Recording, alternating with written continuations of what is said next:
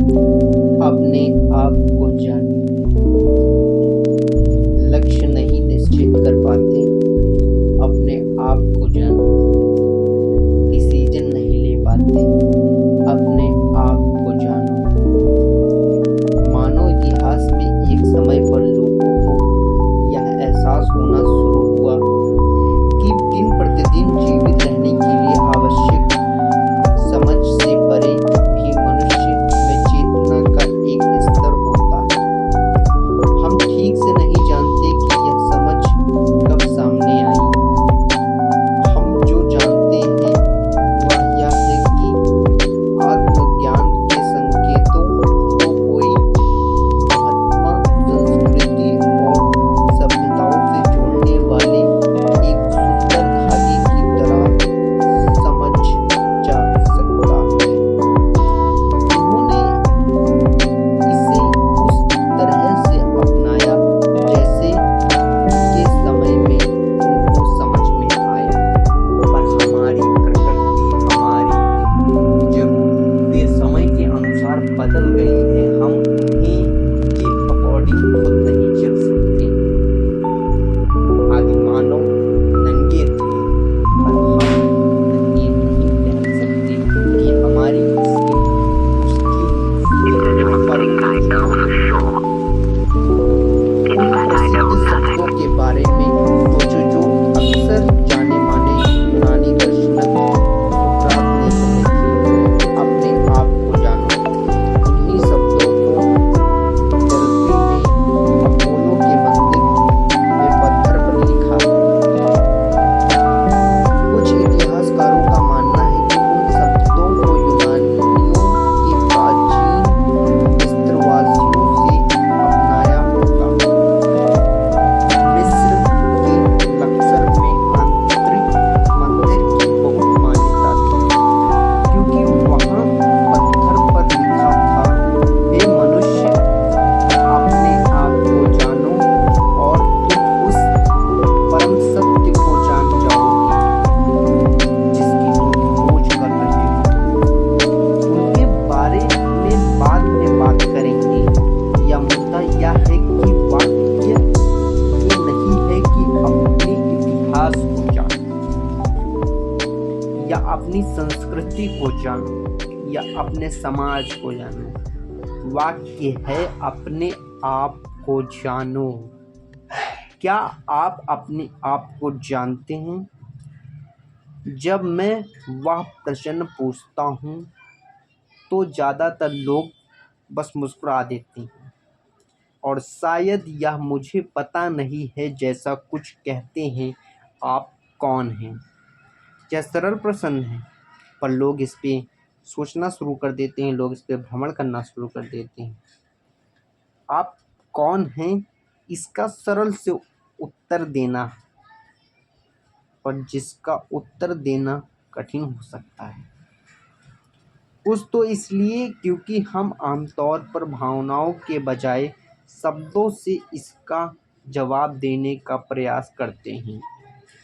शब्द कुछ बोलने के लिए तो अच्छे हैं, लेकिन अपने आप को जानना हम जो अनुभव करते हैं उसके बारे में है ना, कि हम खुद को कैसे परिभाषित करते हैं उसके बारे में। यह आपको बताने के लिए कि सदियों से लोगों ने आत्मज्ञान से मिलने वाली संतुष्टि का अनुभव किया है और आप भी कर सकते हैं। मेरे काम का एक हिस्सा है आपको एक ऐसी दुनिया के प्रभाव का मुकाबला करने में आपकी मदद करना जो आपको आसानी से इस बात से भटका सकती है कि आप कौन हैं। बहुत से लोग खुशी-खुशी आपको बताने कि आप क्या नहीं हैं। मैं यहाँ आपकी मदद करने के लिए आया हूँ, या जानने में कि आप क्या हैं। बहुत से लोग या चिंता में रहते हैं कि क्या था, क्या है, मनुष्य है, शरीर है, जो आपके साथ सही है। बहुत से लोग यह कहने के जल्दी कहेंगे कि आपको ऐसा या वैसा होना चाहिए, आपको ऐसा होना चाहिए, थोड़ा उसके लड़के को देखो, थोड़ा उसकी लड़की को देखो। तुम अपने आप को देखो, तुम वेदों से अपने आप को मत देखो, क्योंकि तुम्हारे अंदर भी एक वेद है। तुम उपनिषदों से अपने आप को मत देखो, क्योंकि तुम्हारे अंदर भी एक उपनिषद है। तुम किसी धर्म ग्रंथ से अपने आप को मत देखो, क्योंकि तुम्हारे अंदर भी एक धर्म ग्रंथ है। अगर उसे देख के अंदर जाओगे तो वो मर जाएगा। इस मार्ग में आगे जाकर आप अपने लिए खुद जवाब दे पाएंगे कि मैं कौन हूँ, और शायद यह भी कहें कि मैं यहाँ क्यों हूँ। आज तक मेरा संदेश इस बुनियादी सत्य से शुरू होता है कि बिना किसी अपवाद के हम सभी के अंदर शांति मौजूद है। यह हमारी दुनिया में इतने भ्रम, तनक, भय और निराश के बीच में एक महत्वपूर्ण बयान तरह लगता है। आप मेरे तरीके को सरल, व्यवहारिक और लोगों करने में आसान पाएंगे।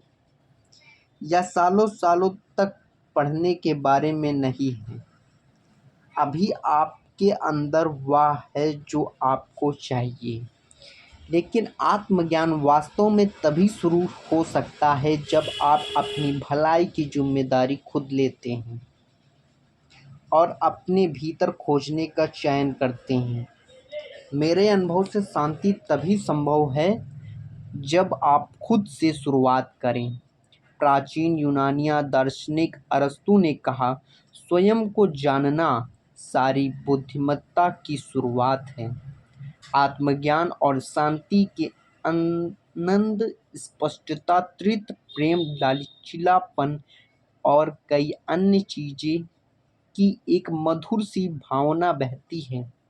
ऐसी भावनाएं जिनका अपने आप में स्वयं के लिए आनंद लिया जा सकता है, और जो किसी और व्यक्ति से या किसी और चीज से जुड़ी नहीं है।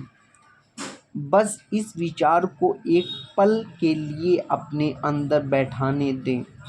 आपके पास आंतरिक शांति का जीवन भर का भंडार है, जो अन्य लोगों या चीज़ों पर निर्भर या उनके द्वारा प्रभाषित नहीं किया। यह आपका और केवल आपका है। यह पूर्ण है और ठीक आपके हृदय में बसता है। यही वह जगह है जहां आप अब जा रहे हैं। इसे ही जानना स्वयं को जानना है। इसे ही जानना अपने आप को जानना है, जिसे पाकर कुछ जानने की ज़रूरत नहीं पड़ती है।